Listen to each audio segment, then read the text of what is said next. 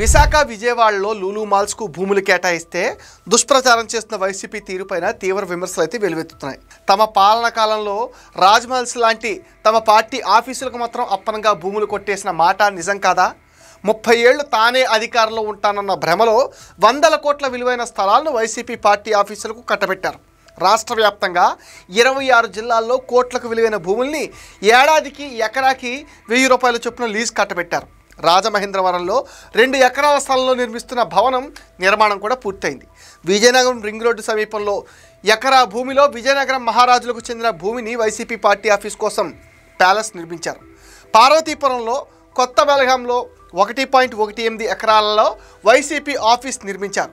అమలాపురంలో జనుపల్లిలో YCP office కోసం ఖరీదైన భూమిని కేటాయించారు. విశాఖపట్నంలో చిన్నగదిలి మండలం ఎండాడలో 100 కోట్ల విలువైన భూమిలో వైసీపీ ఆఫీస్ నిర్మాణం పూర్తి చేశారు.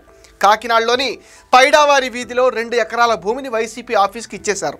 పశ్చిమ గోదావరి జిల్లా ఉండి మండలం ఎన్ఆర్పి అగ్రహారంలో 7 కోట్ల విలువైన భూమిలో వైసీపీ ఆఫీస్ను నిర్మించారు. నర్సరావుపేటలో వైసీపీ ఆఫీస్ కోసం 1.5 ఎకరాలు కేటాయించారు. అనకాపల్లి సమీపంలో ఖరీదైన భూమిని కూడా కేటాయించారు.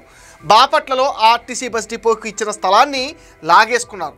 మచిలీపట్నంలో అత్యంత రద్దీగా ఉండే జిల్లా కోర్టు సెంటర్లో 60 కోట్లకు పైగా విలువైన 2 ఎకరాల స్థలంలో వైసీపీ ఆఫీస్ చకచకా కట్టేశారు.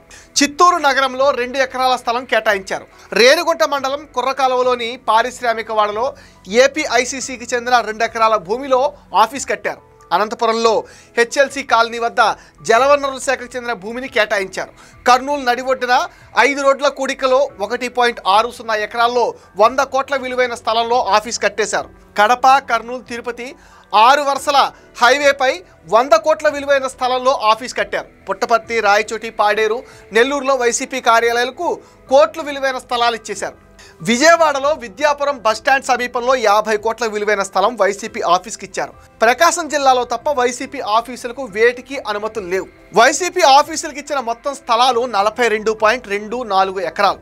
వాటి మార్కెట్ విలువ అక్షరాల 677 కోట్లు పైమాటే. రూల్స్ అంటే ఇష్టపడే జగన్కు రూల్స్ తెలిసేలా వైసీపీ పార్టీ ఆఫీసులకు అప్పనంగా ఇచ్చిన స్థలాల్లో నిర్మించిన వైసీపీ ప్యాలెస్లను కూల్చివేయాలనే డిమాండ్లు కూడా వెల్లువెత్తుతున్నాయి. నాడు ప్రజావేదిక కూల్చివేత సందర్భంలో జగన్ వ్యవహరించిన తీరుని సోషల్ మీడియాలో ఏకిపారేస్తున్నారు.